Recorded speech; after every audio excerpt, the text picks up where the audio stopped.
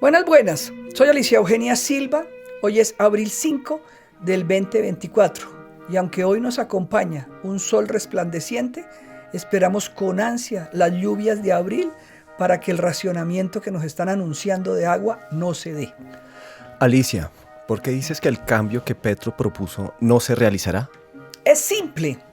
Todas las propuestas de Petro están empolvadas, como me lo decía en Semana Santa un joven colombiano que votó por él. ¿Qué está pasando en Colombia? Por una parte, los colombianos hace poco nos hemos dado cuenta que nos están integrando en un solo país con la República Bolivariana de Venezuela. Hace años Colombia recibe millones de venezolanos que huyen de la miseria dictatorial de Maduro y aquí les damos empleo, salud y educación gratuita, mientras que Venezuela ha sido por décadas santuario de guerrilleros colombianos y se ha lucrado del narcotráfico de las FARC y del ELN y de esta forma nos están tejiendo un mismo destino. Por otra parte, ese cambio que prometió Petro jamás se dará porque mientras en la actualidad el mundo desarrolla proyectos de inteligencia artificial, Petro sigue atascado en la mitad del siglo pasado. Admira la fallida revolución cubana y depende ideológicamente del chavismo, visitando cual alfil a Maduro cada vez que lo llaman del vecino país, sin tener el apoyo económico que le dio la antigua Unión Soviética a Fidel Castro, ni el petróleo venezolano que sostuvo por un tiempo a los cubanos y fue la fuente para los subsidios a granel que distribuyó Chávez durante su gobierno. Hoy son los magros impuestos de los colombianos los que soportan el delirio de Petro y eso no es sostenible.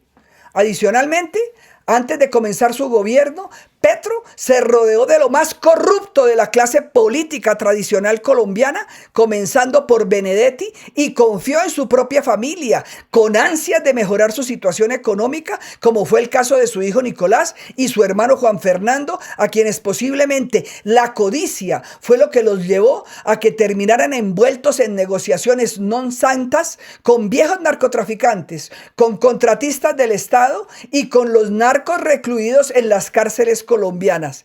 Eso no tiene escapatoria y difícilmente tendrá un final feliz. ¿Por qué no le pasan las reformas a Petro? Petro perdió una oportunidad maravillosa para ser el gran reformador del siglo XXI en Colombia porque él no quiere entender que las reformas se logran dialogando con la oposición y no simplemente imponiendo su visión empolvada de la sociedad con maquillajes de modernidad que atrae a los jóvenes, como son sus temas de diversidad, cambio climático y energías renovables. Obvio que estos temas son relevantes, pero tratados con seriedad y entendiendo que ni siquiera en ellos hay una posición única entre los científicos.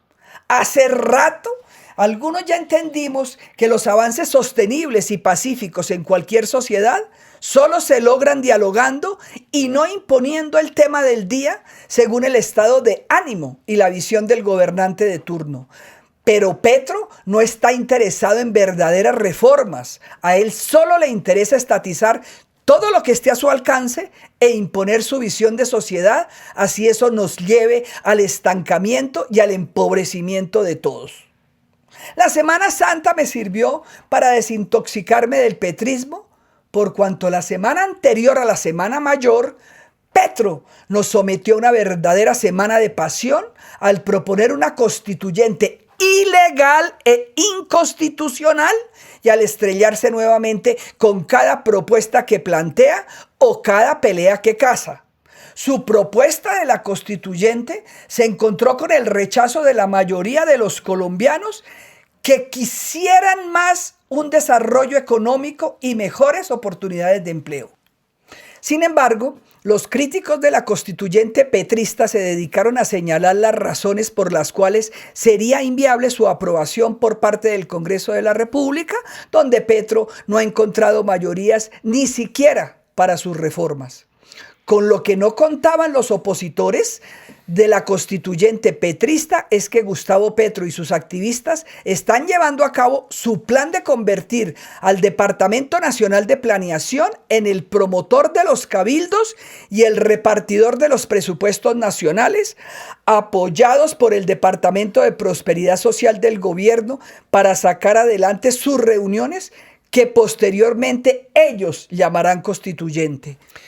Bajo ninguna circunstancia podemos banalizar lo que está haciendo Petro. Como lo dijo Vivian Morales hace unos días, Gustavo Petro está decidido a soltar las amarras de todo tipo de control y obligación constitucionales para adueñarse del poder al más claro estilo venezolano. Al respecto, en Planeación Nacional no dan abasto con los nombramientos desde que llegó Alexander López, el mismo al que nunca se le dieron las matemáticas, pues se ha dedicado a abrir oficinas en zonas como Baupés y Guaviare y a nombrar empleados como nunca antes se había visto en esa dependencia para fomentar sus cabildos que posteriormente llamarán constituyente. ¿Sacará Petro adelante sus propuestas? Petro y sus propuestas pierden ante la opinión pública y los medios de comunicación porque después de haber usado a Ocampo y a González para aprobar su reforma tributaria y su plan de desarrollo, los votó y encaramó en lo más alto del gobierno nacional a sus socios activistas del pacto histórico para que despilfarren el presupuesto nacional con el único propósito de reelegirse él directamente o a través de alguno de sus secuaces.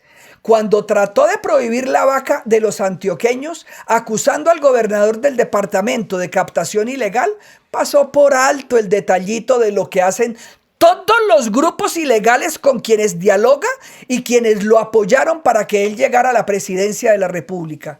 Llámense guerrilleros o narcotraficantes. Lo que hacen es captar ilegal y masivamente dinero con sus secuestros y sus extorsiones. Es con esos captadores ilegales de dineros con los que él quiere obtener su paz total.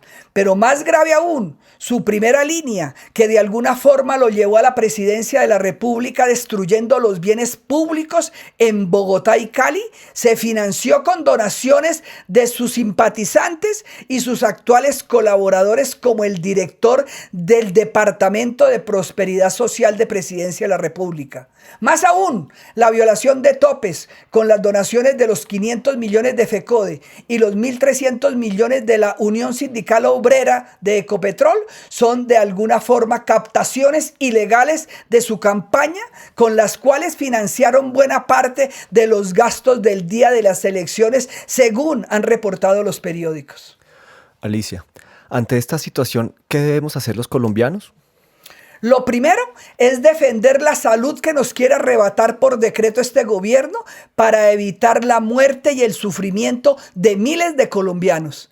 Lo segundo es exigirle al Consejo Nacional Electoral que entregue prontamente al Congreso de la República los resultados de la investigación sobre los topes electorales. Lo tercero, los colombianos vamos a tener que plantearle una salida al caos que nos ofrece el petrismo, donde se busque cumplir la ley y la Constitución en lugar de seguir rezando para que se acaben pronto los 4 años de este gobierno del pacto histórico, donde se abogue porque nadie robe en lugar de tolerar la corrupción de los nuevos corruptos porque no habían tenido la oportunidad de hacerlo, donde si se violaron los topes electorales, que el presidente tenga el valor de renunciar a su cargo y le abramos por fin el paso a la legalidad. Que la luz nos acompañe.